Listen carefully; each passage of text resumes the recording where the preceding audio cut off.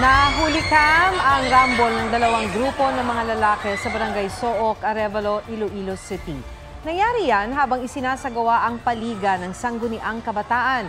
Halos hindi sila maawat ng mga pulis. Ayon sa pulisya, posibleng may hindi pagkakaintindihan ang dalawang grupo dahil nakainom ang karamihan sa kanila. Nagtamo ng sugat ang ilang sangkot sa gulo. Dahil sa gulo, hindi na itinuloy ang paliga.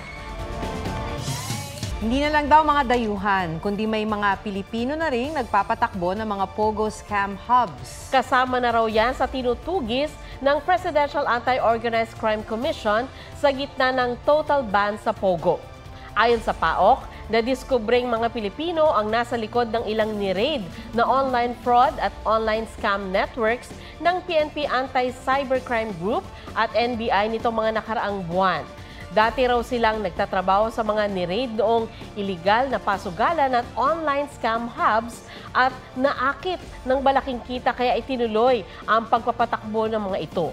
Ayon naman sa Bureau of Immigration, 10,000 na sa tinatayang 100,000 foreign Pogo workers ang nag-apply ng pag-downgrade ng kanilang pre-arranged employment visas sa temporary visitor visa.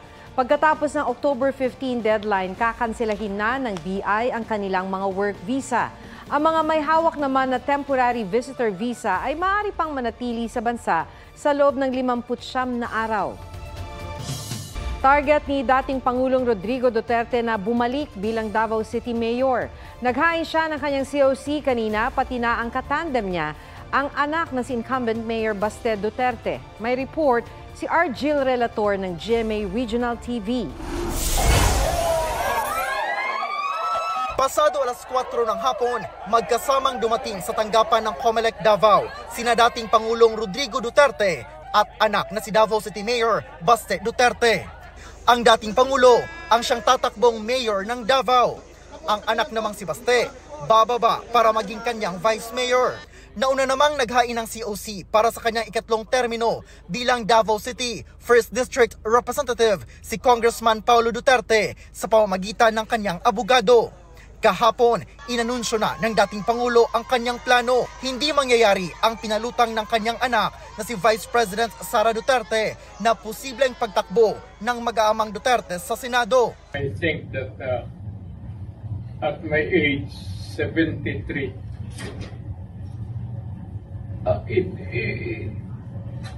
mukhang hindi ko na kaya. Let us be realistic about it. You think that I can carry a national campaign at my age? Or you want me to die? Magkukulaps lang ako niyan eh. Habang ipinapaliwanag naman ng Pangulo kung bakit mag-vice mayor si Baste, nabanggit niya ang kanya raw sakit na cancer. Wala nang idinagdag na detalye tungkol dyan ang dating Pangulo. Kasabay ng anunsyo kahapon, sinabi ni Duterte handa siyang humarap sa pagdinig ng Quad Committee ng Kamara sa drug war ng kanyang administrasyon. If they will invite me, I just hope that they would ask educated questions. Makakaharap ni Duterte sa mayoral race si Bishop Rodolfo Rod Cubos, founder ng Christ the Healer International Missions Movement. Ang advantage ko dito, yung mga tao ang nagsasalita. Taong bayan ang nagsasalita. Wala akong against sa kay Tatay Digong. Si Tatay Digong is my Tatay Digong. Kung si Tatay walang problema, matanda na, mahina na ang katawan. Hindi natin may pagkaila yan. Kaya iniisip ko, gusto ko ng totoong kausaban, totoong pagbabago. Katandem niya bilang vice-alkalde ang dating empleyado ng City Government of Davao na si Rodora Barcena. Argil Relator ng GMA Regional TV, nagbabalita para sa GMA Integrated News. Dati at kasalukuyang miyembro ng gabinete at kongreso ang ilan sa mga naghain ng kanilang Certificate of Candidacy sa pagkasenador ngayong bisperas ng deadline para sa COC filing. Narito ang aking report. Deemed resigned o maituturing ng nagbitiw sa kanyang posisyon bilang kalihim ng DILG si Abalos, alinsunod sa desisyon ng Korte Suprema nang maghain siya kanina ng Certificate of Candidacy sa pagkasenador. Sa ngayon po ay malamang OIC po muna pansamantala, pero antayin po natin ang anunsyo ng Malacanang po dito. Nag-file din ng COC si re-electionist Senator Bong Revilla sa ilalim ng lakas CMD. Ilang nais magbalik Senado rin ang naghain ng kandidatura, sina dating Senador Bam Aquino, Gregorio Onasan at Manny Pacquiao. Nag-file din ng COC sina dating Governor at ngayon Narvacan Mayor Chavit Singson, retired Philippine Marines Officer Ariel Quirubin, former Defense Secretary Norberto Gonzales, dating Congresswoman Princess Lady Ann Sahidula, dating DILG Undersecretary Attorney J.V. Hinlo, mangingisda at Ramon Magsaysay Awardee Roberto Balyon, Dr. Richard Mata, isang health advocate, Nelson Alcajas na may anak na may seryoso at pambihirang sakit, Maria Feera, Pedro Ordiales at James Reyes. Nagsumiti rin ng kanilang COC ang mga isasabak sa pagkasenador ng Partido Maharlika na sina Diego Palomares, Arnel Escobar, Michael Tapado, Gerald Arcega, Mario Pagaragan, Freddy Marquez, Salipada Amir Husin, Leo Cadion, Ferdinand Bongbong Tuzara, Jacinto Bonayag, Luther Meniano, Getter Malinaw at Joel Apolinario. Bruce Hernando ng Partido Federal ng Maharlika, Independent Senatorial Candidate na si Angelo de Alban, Independent Senatorial Aspirant Epifanio Perez, Transport Leader Mar Valbuena, dating NTF-ALCAC Executive Director Allen Capuyan at Independent Senatorial Aspirant Artemio Maquiso.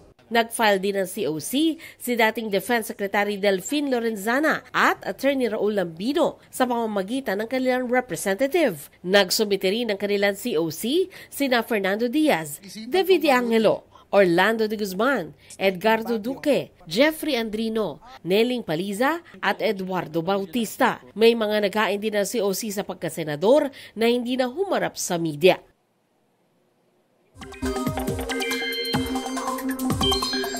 Opisyal nang nagtapos ang habagat season.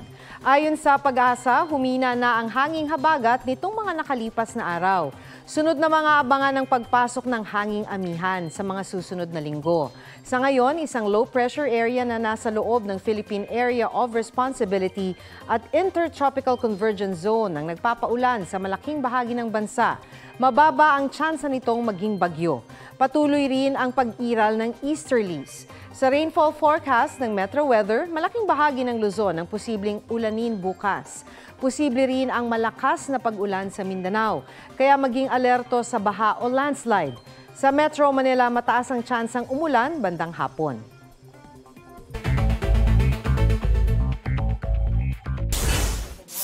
Cavite Governor John Vic Remulla papalit kay Ben-Hur Abalos bilang DILG Secretary ayon kay Justice Secretary Jesus Crispin Remulla. Wala pang kumpirmasyon ng palasyo tungkol dito. Kerwin Espinosa handa raw tumestigo sa International Criminal Court kaugnay na anya extrajudicial killings ng Administrasyong Duterte. Wala pang tugon si dating Pangulong Duterte sa mga akusasyon kaugnay ng drug war. Pero kaugnay ng pagtakbo ni Espinosa bilang alkalde ng Albuera, Leyte, sabi niya, Erwin, nabuhay ka. Sana manalo ka. CBCP President at Caloocan Bishop Pablo Virgilio David itatalaga ang kardinal ni Pope Francis sa isang seremonya sa December 8 sa Vatican City. Inakala raw ni Bishop David na biro lang ito nung una. Si Bishop David ang magiging ika-10 Pilipino na naging kardinal. Proyekto para sa infrastruktura, turismo at pag-aaral para sa posibleng muling pagbuhay sa Bataan Nuclear Power Plant. Ilan sa mga napagkasunduan ng Pilipinas at South Korea sa pagbisita ni Korean President Yoon Suk-yeol sa bansa. Kaugnay naman sa Maritime Cooperation, kabilang sa napagkasunduan ang papel ng South Korea sa modernisasyon ng Armed Forces of the Philippines. Ivan Mayrina nagbabalita para sa GMA Integrated News. Tuloy ang tapatang Mayor Vico Soto at Sara Diskaya sa pagkaalkalde ng Pasig. Nag-file ng COC kanina si Sara Diskaya, ang may bahay ng may-ari ng St. Gerard General Contractor na minsan din naging shareholder ng St. Timothy pero nag-divest na umano. Ang St. Timothy ay partner sana ng Miro System sa pag-supply ng vote counting machines sa COMELEC pero nag-withdraw kamakailan. Kahapon, naghain naman ng COC si Soto. Sa Marikina naman, naghain si Senador Coco Pimentel ng COC para sa pagka-congressman ng 1st District. Inimbitahan daw siya ng kampo ni incumbent Mayor Marcy Teodoro. Nagparehistro pa umano ang alkalde sa District 2 kaya ikinagulat daw ni Pimentel ang paghahain ni Teodoro ng COC para sa unang distrito. Sabi naman ni Teodoro, ang mga Pimentel ang unang lumapit sa kanila para makipag-alyansa. Ang usapan nila, asawa ni Pimentel ang tatakbo. Pero kalaunan, kumalas umano ang mga Pimentel at nagdeklarang independent. Kasama naman ni re-electionist Ilocos Norte 1st District Representative Sandro Marcos ang kanyang ama't ina sa paghahain ng COC. Nadagdagan pa ang mga party list na naghain ng kandidatura para sa eleksyon 2025. 50 party list ang nag-file ng Certificate of Nomination at Certificate of Acceptance of Nomination kanina. Sa kabuuan, 137 na ang mga party list na naghain ng kandidatura mula noong unang araw ng filing. Ang mga party list na mananalo sa eleksyon 2025 mapapabilang sa 20% ng kabuuang miyembro ng Kamara. Wagi ng gitong medalya ang isang Pinay martial artist sa World Taekwondo Junior Championships sa South Korea. Historic ang pag-uwi ng ginto para sa women 49 kg category ni Takiana Kisha Mangin.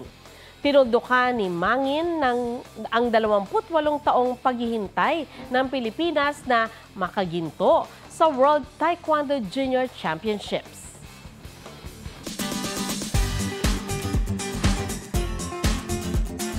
No dream is too big para sa fan ni Jillian Ward na nangarap makasama ang kanyang idolo.